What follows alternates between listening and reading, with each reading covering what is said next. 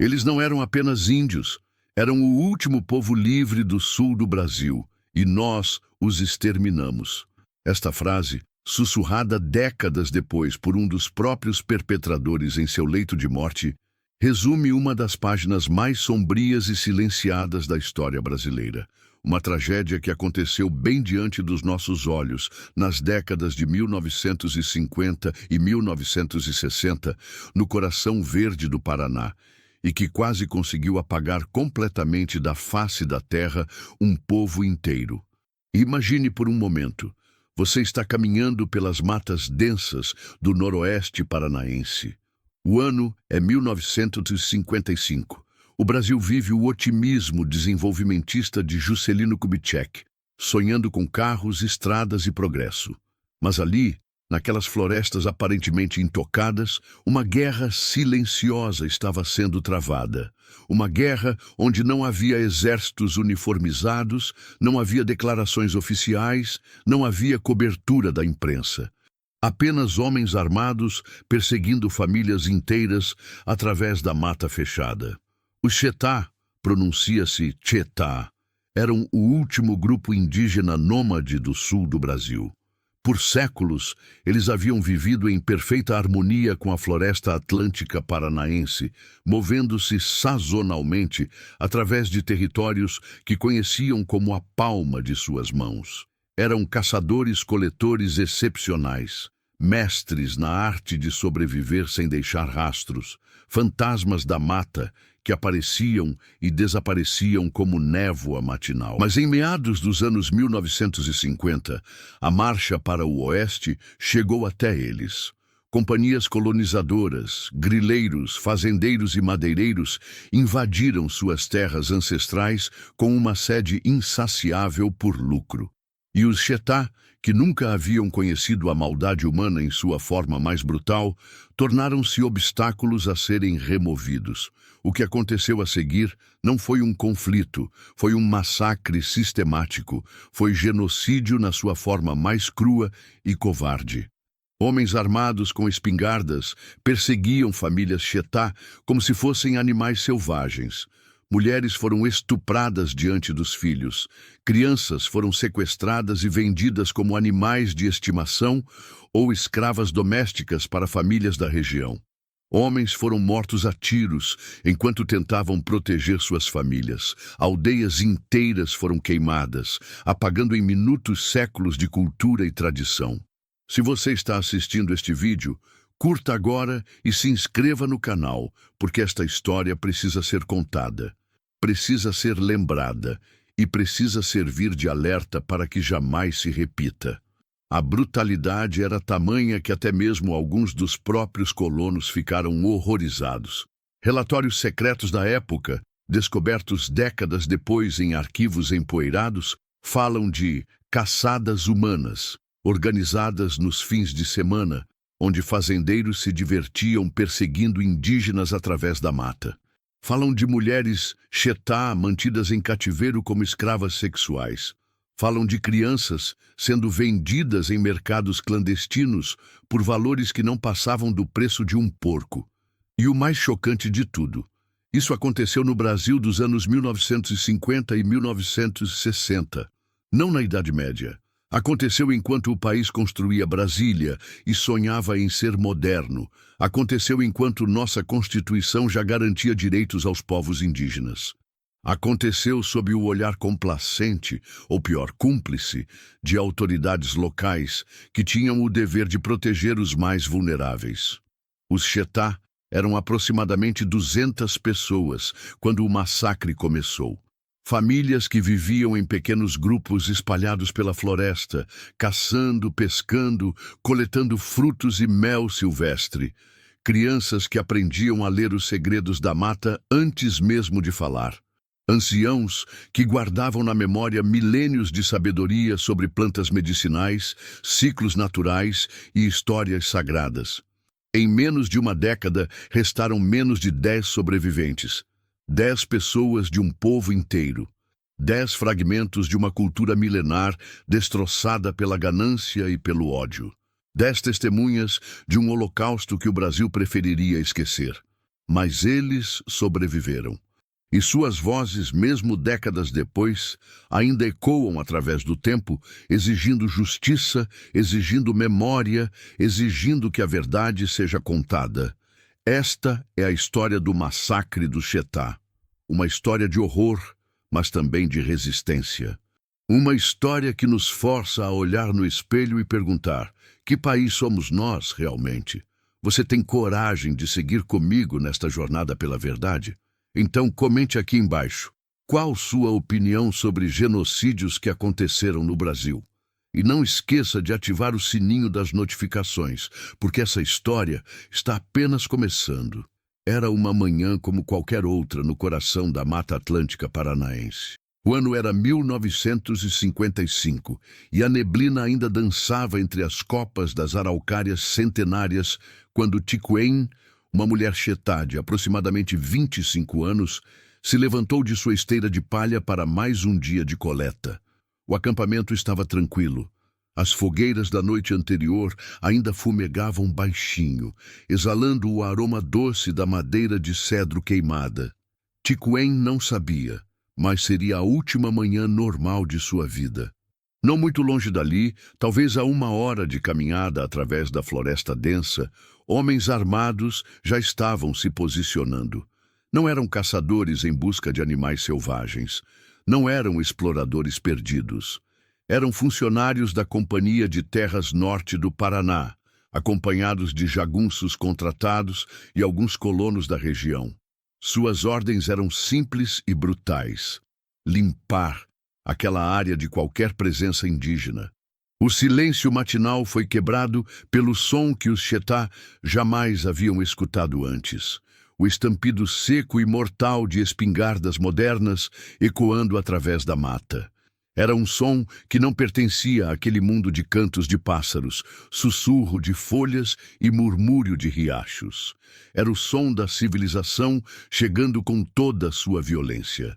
Tiquém correu instintivamente em direção ao centro do acampamento, onde as crianças ainda dormiam. Outras mulheres faziam o mesmo movimento desesperado. Os homens Chetá, guerreiros hábeis com arcos e flechas, tentaram se organizar para defender suas famílias. Mas como você luta contra inimigos que matam à distância? Como você protege os seus quando o próprio conceito de guerra organizada é estranho à sua cultura? Os atacantes não gritaram ultimatos, não fizeram exigências, não ofereceram chance de rendição ou negociação. Simplesmente começaram a atirar em qualquer movimento que vissem entre as árvores. O primeiro a cair foi Caingang, um ancião de mais de 60 anos que tentava reunir as crianças para fugir. Uma bala certeira no peito o derrubou no mesmo instante. Suas últimas palavras, segundo testemunhas que sobreviveram, foram uma oração em Chetá, para que os espíritos da floresta protegessem seu povo. Mas que espíritos poderiam proteger contra tamanha maldade? A confusão era total. Mulheres corriam carregando bebês nos braços, tentando se esconder atrás de troncos enormes. Homens tentavam criar uma barreira humana para dar tempo da fuga das famílias. Crianças choravam sem entender por que o mundo havia se tornado um lugar de terror de 1 hora para outra. Tiquém conseguiu pegar sua filha pequena, Cat, de apenas 3 anos, e correu em direção ao mato mais fechado. Outras mulheres fizeram o mesmo, mas os atacantes conheciam a região. Tinham mapas, tinham estudado os caminhos.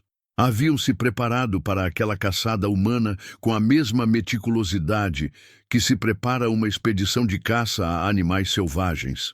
Enquanto corria desesperadamente através da vegetação densa, Tiquém ouvia atrás de si os gritos. Gritos de dor, de desespero, de pessoas que estavam sendo mortas brutalmente. Gritos de mulheres sendo violentadas. Gritos de crianças sendo arrancadas dos braços das mães. O que mais a aterrorizava era o som das risadas. Sim, risadas. Alguns dos atacantes estavam se divertindo. Para eles, aquilo era esporte. Era a diversão de fim de semana, era a emoção de uma caçada diferente, onde a presa era mais inteligente, mais desesperada, mais interessante de perseguir.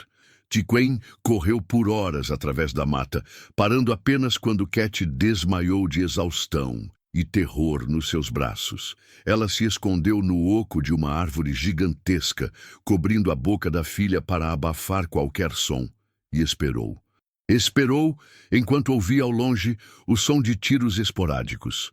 Esperou enquanto ouvia homens gritando coordenadas uns para os outros. Esperou enquanto ouvia o som de fogueiras sendo acesas para queimar tudo o que restava do acampamento. Quando a noite finalmente chegou e os sons de destruição cessaram, Tiquen saiu de seu esconderijo. O que ela encontrou ao voltar ao local onde havia sido seu lar transformou para sempre sua compreensão do que os seres humanos eram capazes de fazer uns aos outros. Corpos espalhados entre as árvores, sangue tingindo a terra sagrada de vermelho, tudo que havia sido construído com amor e cuidado ao longo de gerações, esteiras, cestas, ferramentas, adornos, reduzido a cinzas fumegantes. Mas o pior ainda estava por vir. Entre os corpos, Tiquen não conseguiu encontrar várias crianças. Não estavam mortas, mas também não estavam ali. Haviam simplesmente desaparecido, levadas pelos atacantes como troféus vivos de uma caçada bem-sucedida. Como algo assim era possível? Como seres humanos podiam tratar outros seres humanos como animais? Como uma manhã comum podia se transformar no fim de um mundo? Estas perguntas ecoaram pela mente de Tiquen enquanto ela segurava Cat nos braços e caminhava através da mata devastada. Perguntas que jamais teriam resposta satisfatória. Perguntas que assombrariam os poucos sobreviventes Chetá pelo resto de suas vidas. Tiquen não dormiu por 3 dias consecutivos após o massacre. Como poderia? Cada vez que fechava os olhos, via novamente os corpos espalhados pela mata, ouvia os gritos das crianças sendo levadas, sentia o cheiro de sangue misturado à terra úmida da floresta. Mas era a ausência que mais a torturava. A ausência gritante de pelo menos 8 crianças Chetá que simplesmente haviam desaparecido durante o ataque. Entre elas estava seu próprio filho, Tuca, de apenas 7 anos. Durante semanas, Tiquen e os poucos sobreviventes, no máximo 15 pessoas de um grupo que havia sido de mais de 40, vagaram pela mata como fantasmas. Não tinham mais acampamento fixo, não tinham mais ferramentas, não tinham mais nada além da roupa do corpo e uma determinação que queimava como fogo no peito: encontrar as crianças sequestradas. Mas por onde começar?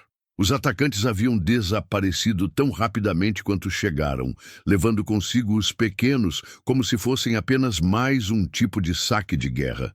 Foi quando Tiquen tomou a decisão mais corajosa de sua vida: sair da mata e procurar os brancos nas cidades próximas. Ela não falava português, não entendia como funcionava aquele mundo de casas quadradas e estradas de terra.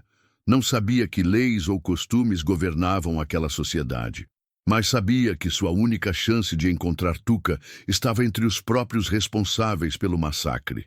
A primeira cidade que Tiquen alcançou foi Autônia, um pequeno povoado que crescia rapidamente com a chegada dos colonos. Era 1956, quase um ano após o ataque. Sua aparição causou alvoroço imediato. Uma mulher indígena, claramente desnutrida, carregando uma criança pequena nos braços, falando uma língua incompreensível e fazendo gestos desesperados. A reação da maioria foi de curiosidade mórbida. Alguns colonos se reuniram ao redor dela como se fosse uma atração de circo. Outros a enxotaram com medo ou nojo. Poucos demonstraram qualquer tipo de compaixão humana. Tiquen tentava explicar através de gestos. 8 crianças, homens armados, mata, sangue. Mostrava com as mãos o tamanho aproximado de Tuca. Imitava o som de tiros. Chorava lágrimas que precisavam de tradução em qualquer idioma. Mas as autoridades locais, delegado, prefeito, líderes comunitários, tinham uma versão completamente diferente dos fatos. Segundo eles, nunca havia acontecido massacre algum. Os Chetá haviam simplesmente migrado para outras regiões, ou se integrado pacificamente à sociedade. As terras haviam sido legitimamente adquiridas pela companhia colonizadora. Quanto às crianças desaparecidas? Que crianças? Não havia registro oficial de nenhuma criança indígena na região. O cinismo era tão absoluto que chegava a ser surreal. Delegados que recebiam Tiquém com sorrisos paternais e explicações condescendentes sobre como ela estava confusa ou traumatizada. Funcionários da companhia de terras que ofereciam ajuda para integrá-la à civilização, desde que ela parasse de inventar histórias. Mas Tiquém não desistiu. Não podia desistir. Uma mãe que perdeu um filho não conhece o significado da palavra impossível. Ela começou a circular pelas fazendas da região, sempre acompanhada de Cat. Batia de porta em porta, mesmo sabendo que riscos corria. Muitas vezes foi expulsa aos gritos. Outras vezes foi ameaçada com armas. Em algumas ocasiões, fazendeiros mandaram cachorros para atacá-la. Mas vez ou outra encontrava alguém disposto a falar. Um empregado rural que sussurrava informações pelos cantos. Uma dona de casa que havia ouvido rumores sobre crianças indígenas sendo vendidas como órfãs. Um comerciante que admitia ter visto curumins trabalhando em condições suspeitas em propriedades vizinhas. As pistas eram fragmentadas, contraditórias, muitas vezes falsas. Mas Tiquém as seguia todas.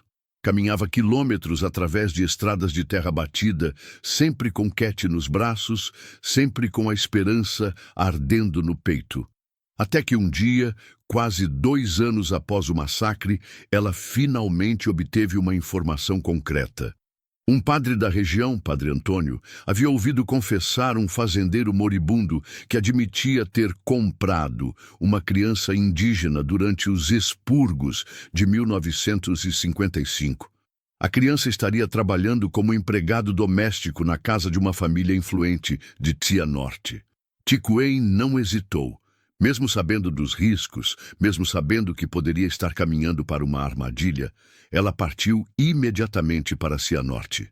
Eram mais de 40 quilômetros de caminhada através de estradas precárias, carregando Cat, que já tinha quase 5 anos e pesava cada vez mais.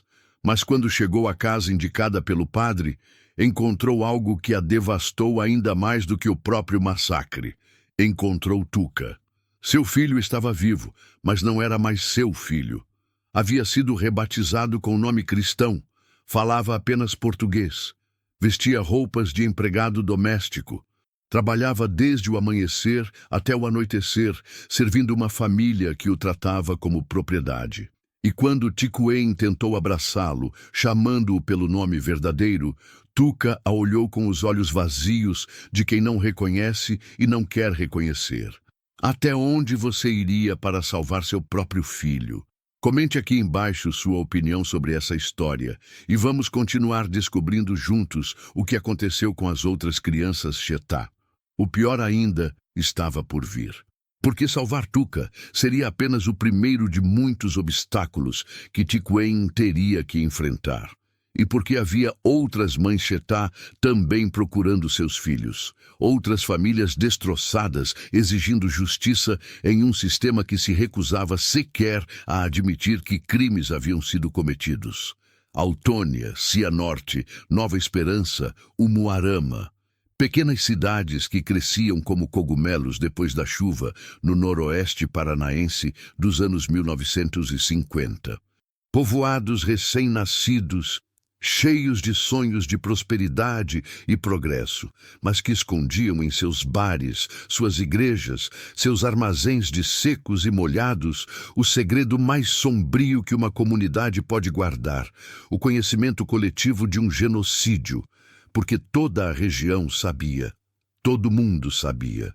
Nas tardes quentes de sábado, quando os homens se reuniam nos botecos para beber pinga e falar da vida, sempre havia alguém que sussurrava histórias sobre limpeza diária feita pela Companhia de Terras.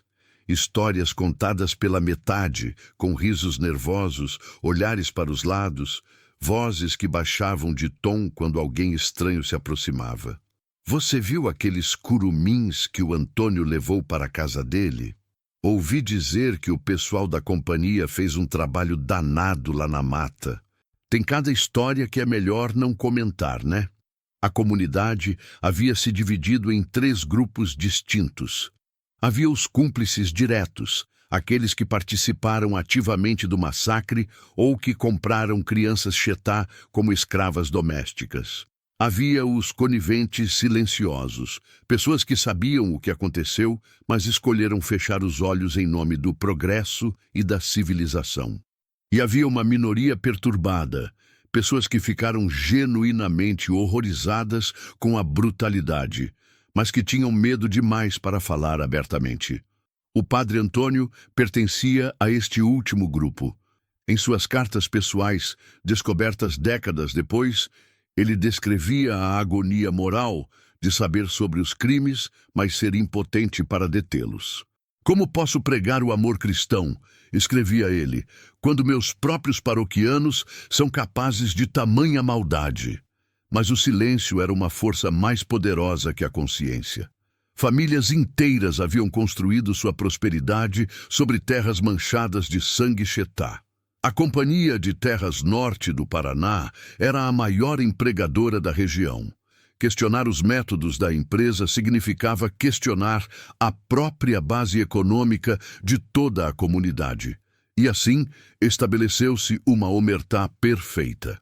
Um pacto de silêncio que transformou cidades inteiras em cúmplices de genocídio.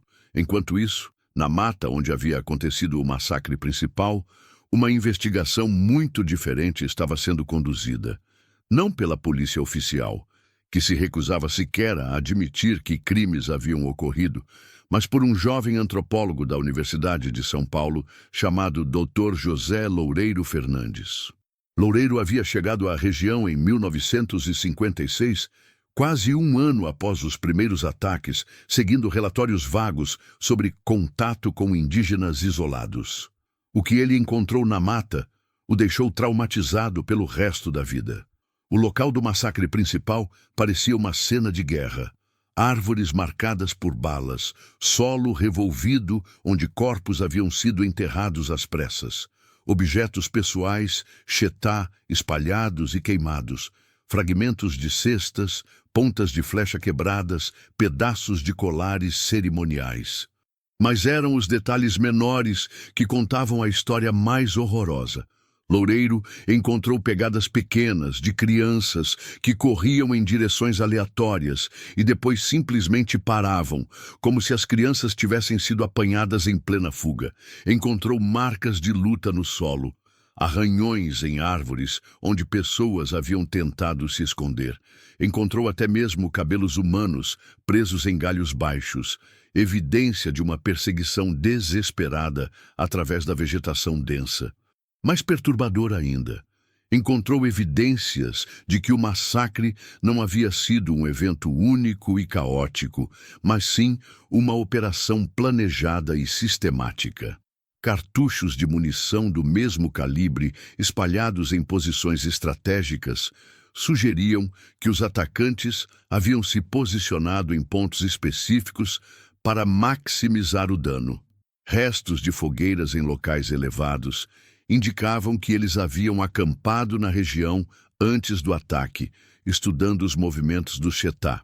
Como era possível que uma operação militar dessa magnitude tivesse acontecido sem deixar rastros oficiais? Como era possível que nenhuma autoridade soubesse de nada? Dr. Loureiro tentou documentar tudo. Fotografou, mediu, coletou amostras, entrevistou os poucos sobreviventes Chetá que conseguiu localizar, compilou um relatório detalhado de mais de 200 páginas, descrevendo sistematicamente as evidências de genocídio. Mas quando tentou entregar seu relatório às autoridades competentes, encontrou portas fechadas por toda parte. O delegado de Autônia se recusou a recebê-lo. O promotor de Cianorte alegou falta de competência territorial. O governo estadual devolveu os documentos alegando ausência de provas criminais. O próprio relatório do Dr. Loureiro desapareceu dos arquivos universitários poucos meses depois. Anos mais tarde, ele descobriria que cópias haviam sido perdidas em um incêndio acidental na biblioteca da USP. Mas algumas evidências eram impossíveis de apagar. Em setembro de 1957, durante uma escavação para a construção de uma nova estrada, operários encontraram uma vala comum contendo pelo menos 15 esqueletos humanos.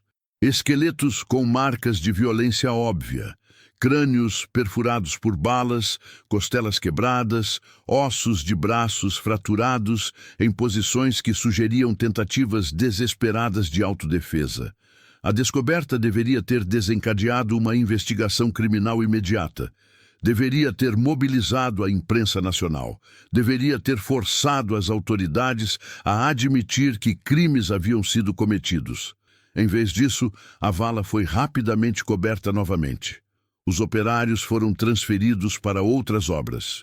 O local foi cercado e declarado área de preservação ambiental.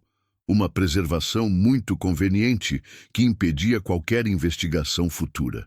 E o silêncio voltou a descer sobre a região como uma névoa espessa. Como uma comunidade inteira consegue esconder um genocídio? Como 15 esqueletos podem simplesmente desaparecer da história oficial? Como tantas pessoas conseguem dormir tranquilas, sabendo que seus vizinhos são assassinos de crianças? Estas perguntas ecoavam pela mente do doutor Loureiro enquanto ele caminhava pelas ruas pacatas de Autônia. Ruas onde crianças chetá escravizadas serviam café da manhã para famílias respeitáveis. Ruas onde assassinos cumprimentavam educadamente o padre no domingo pela manhã.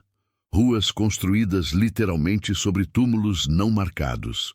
Por 3 anos consecutivos, entre 1957 e 1960, Dr. José Loureiro Fernandes perseguiu fantasmas. Cada pista que parecia promissora se dissolvia entre seus dedos como areia. Cada testemunha que aceitava falar mudava de versão na semana seguinte. Cada documento que parecia incriminador desaparecia misteriosamente dos arquivos. A frustração era tamanha que, em suas anotações pessoais, Loureiro chegou a questionar sua própria sanidade. "Será que estou imaginando um crime que nunca aconteceu?" escrevia ele. Será que os chetá realmente existiram ou foram apenas um sonho febril de antropólogo idealista?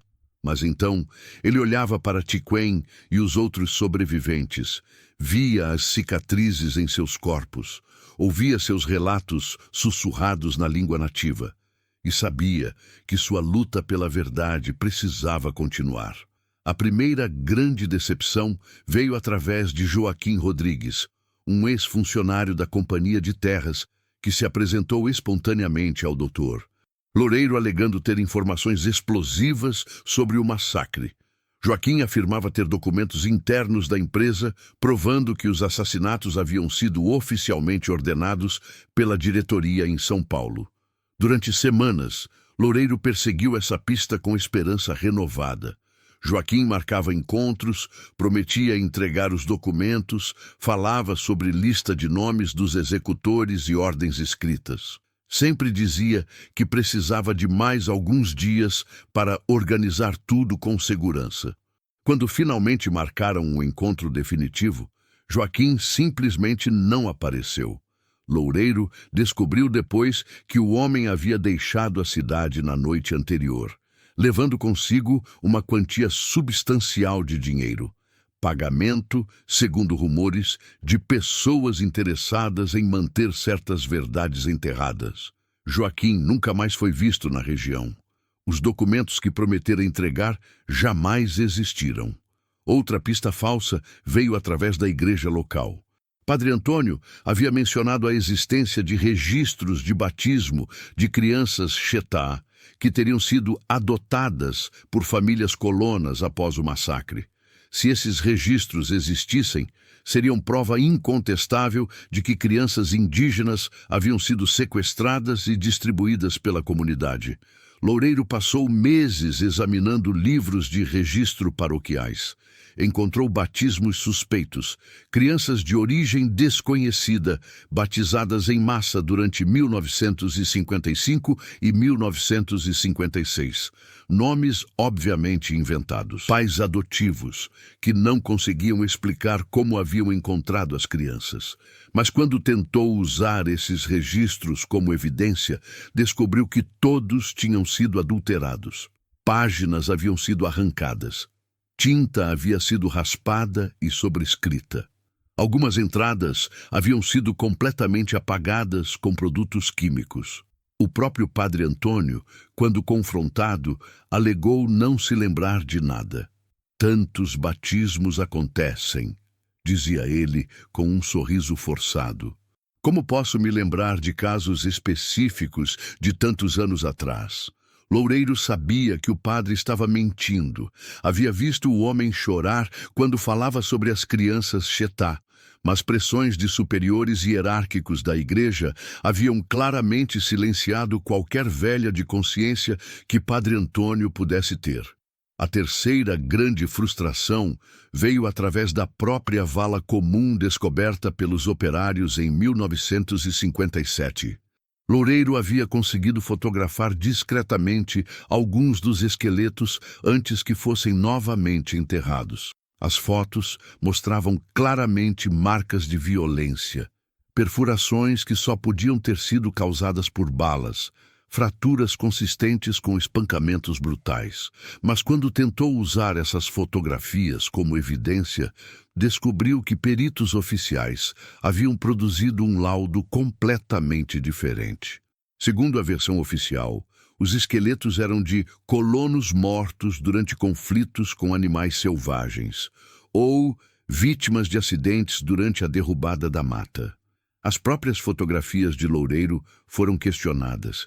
Peritos pagos pela Companhia de Terras alegaram que as imagens haviam sido manipuladas ou que mostravam danos post-mortem causados por decomposição natural. Era uma operação de falsificação de evidências tão sofisticada que chegava a ser impressionante. Para cada prova real que Loureiro conseguia reunir, aparecia misteriosamente uma contraprova oficial que neutralizava suas descobertas. O golpe final veio em 1959, quando Loureiro finalmente conseguiu localizar duas testemunhas não indígenas dispostas a falar publicamente sobre o massacre. Eram irmãos gêmeos, João e José Silva, que trabalhavam como caçadores na região e haviam presenciado um dos ataques contra o Chetá. Os irmãos Silva deram entrevistas detalhadas para Loureiro, identificaram participantes do massacre, descreveram a brutalidade em detalhes chocantes. Estavam dispostos a testemunhar oficialmente, mesmo sabendo dos riscos que corriam. 2 semanas antes da data marcada para o depoimento oficial, João Silva foi encontrado morto em sua casa. Morte por acidente doméstico, uma queda das escadas que resultou em traumatismo craniano. José Silva, aterrorizado, mudou-se para outro estado na mesma noite e nunca mais falou sobre o assunto. Coincidência? Loureiro não acreditava em coincidências tão convenientes. Em dezembro de 1960, 5 anos após o início de sua investigação, Dr. José Loureiro Fernandes recebeu uma carta oficial da Universidade de São Paulo. Sua pesquisa sobre o Chetá estava sendo encerrada por falta de resultados científicos relevantes. Seu financiamento seria cortado. Seu laboratório seria remanejado para outros projetos. A carta era assinada pelo reitor da universidade, mas Loureiro suspeitava que pressões externas haviam influenciado a decisão. Rumores indicavam que doações substanciais de empresários do agronegócio paranaense haviam ajudado a universidade a construir novos prédios naquele mesmo ano. Coincidência novamente? Loureiro não acreditava em tantas coincidências. Na noite em que recebeu a carta de demissão, ele queimou pessoalmente todos seus arquivos sobre o massacre do Chetá. Não por desistência, mas por segurança. Havia compreendido finalmente que estava enfrentando forças muito maiores que um antropólogo sozinho poderia combater. Forças que tinham dinheiro, influência política, capacidade de falsificar evidências e vontade de eliminar testemunhas. Forças que podiam transformar genocídio em migração natural e assassinatos em acidentes domésticos. O caso foi oficialmente arquivado em janeiro de 1961, sem culpados, sem julgamento, sem justiça. Mas alguns fantasmas são persistentes demais para serem enterrados para sempre. 1987. O Brasil respirava os ares da redemocratização. A Constituição estava sendo escrita, a censura havia caído. Arquivos secretos da ditadura começavam a ser abertos. Era um momento de acerto de contas com o passado, de busca pela verdade, de justiça tardia para crimes que haviam sido varridos para debaixo do tapete. Foi nesse contexto que o delegado aposentado Antônio Carlos Ribeiro decidiu fazer algo que considerava uma obrigação moral: reabrir a investigação sobre o massacre dos Chetá. Ribeiro não era um homem jovem. Aos 58 anos, já havia passado mais de 3 décadas na Polícia Civil do Paraná. Havia investigado homicídios, roubos, sequestros, corrupção. Achava que tinha visto de tudo na vida, até encontrar por acaso, em uma caixa empoeirada no porão da delegacia de Maringá, os arquivos pessoais do Dr. José Loureiro Fernandes. O antropólogo havia morrido em 1979, levando seus segredos para o túmulo. Mas antes de morrer, entregou discretamente uma cópia de toda a sua documentação sobre os Chetá para um amigo delegado, pedindo que guardasse para quando chegasse a hora certa. Essa hora havia chegado. Ribeiro passou 3 noites consecutivas lendo os arquivos de Loureiro. Relatórios detalhados, fotografias perturbadoras, entrevistas com sobreviventes, mapas de locais de massacre. O material era tão impactante que o delegado veterano, que pensava ter se tornado imune ao horror humano, vomitou 2 vezes durante a leitura. Como foi possível esconder isso por tanto tempo? Escrevia ele em seu diário pessoal. Como uma sociedade inteira consegue fingir que um genocídio nunca aconteceu? Mas Ribeiro sabia que não bastava indignar-se. Era preciso agir. E para agir, precisava de evidências que resistissem ao escrutínio legal de 1987, não de 1955. O problema era que quase todos os protagonistas da história já estavam mortos. A maioria dos perpetradores do massacre havia falecido de velhice. As testemunhas haviam morrido ou desaparecido. Até mesmo a maioria dos sobreviventes Chetá não estava mais viva. Alguns por idade avançada, outros por doenças contraídas durante décadas de marginalização. Restavam apenas 2 sobreviventes. Tiquein, agora uma senhora de quase 60 anos que vivia em condições de extrema pobreza nos arredores de Londrina, e sua filha Katy, que havia crescido traumatizada e nunca conseguira se adaptar completamente nem à sociedade nacional, nem à vida tradicional de seu povo. Ribeiro visitou Tiquein em sua pequena casa de madeira. A mulher, que havia sido uma guerreira incansável na busca por justiça, agora era apenas uma sombra frágil de si mesma. Décadas de luta infrutífera, de portas fechadas, de humilhações constantes haviam quebrado seu espírito. "Para que revolver tudo isso de novo?" perguntou ela ao delegado. "Ninguém vai ser punido. Os culpados já morreram. Meu povo já morreu. Que diferença faz agora?" Mas Ribeiro não desistiu. começou a usar métodos de investigação que não existiam nos anos 1950, análise forense moderna, datação por carbono, estudo de balística avançada, técnicas de identificação de DNA que acabavam de chegar ao Brasil. O primeiro avanço veio através de exumação científica. O local da antiga vala comum havia sido parcialmente pavimentado, mas Ribeiro conseguiu autorização judicial para escavar uma pequena área próxima. O que encontrou confirmou todos os piores temores.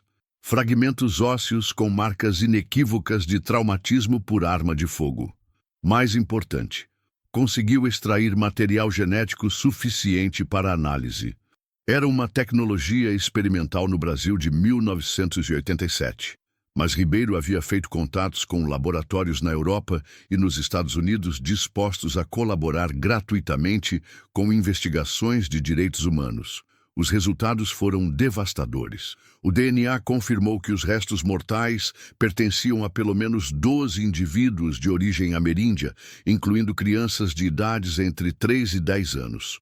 As marcas nos ossos eram consistentes com execução sumária, tiros na nuca, traumatismos intencionais, evidências de tortura antes da morte. Mas o avanço científico mais crucial veio através de uma descoberta inesperada. Em 1989, durante reformas em um casarão antigo de Autônia, que havia pertencido a um dos diretores da Companhia de Terras, operários encontraram um cofre escondido atrás de uma parede falsa. Dentro do cofre, centenas de documentos que haviam escapado da destruição sistemática dos anos 1960. Correspondências internas da empresa, ordens escritas para limpeza diária, listas de funcionários especializados, um eufemismo óbvio para jagunços contratados para eliminar indígenas. O mais incriminador de todos, fotografias. Dezenas de fotografias tiradas pelos próprios perpetradores como troféus de suas ações. Imagens que mostravam corpos Chetá empilhados como animais abatidos. Crianças acorrentadas sendo transportadas em caminhões. Homens armados posando sorridentes ao lado de aldeias queimadas. As fotografias foram submetidas à análise técnica moderna. Datação por papel fotográfico confirmou que haviam sido tiradas entre 1954 e 1956. Análise de cenário geográfico confirmou que os locais correspondiam exatamente às descrições de Loureiro Fernandes. Pela primeira vez em mais de 30 anos, havia evidências físicas irrefutáveis do genocídio do Chetá. Ribeiro sabia que havia encontrado ouro investigativo, mas também sabia que muitos dos herdeiros e sucessores dos perpetradores originais ainda estavam vivos, ainda tinham poder, ainda tinham muito a perder se a verdade viesse à tona.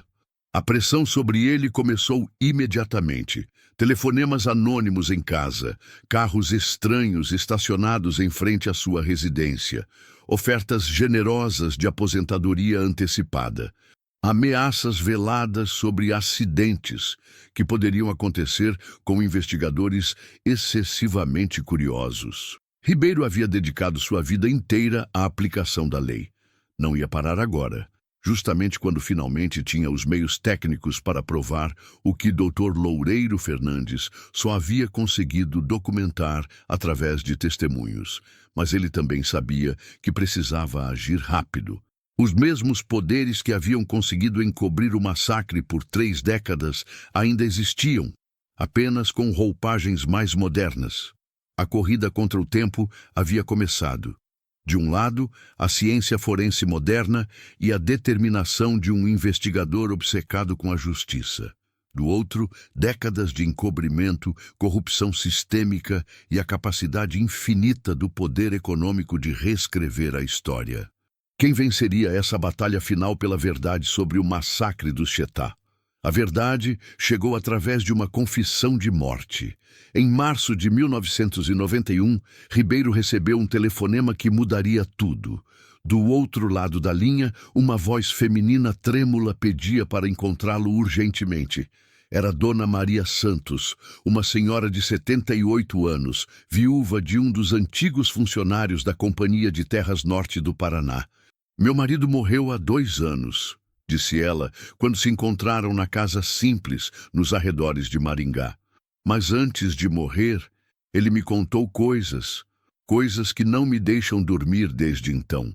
João Santos havia sido supervisor de campo da Companhia de Terras durante toda a década de 1950.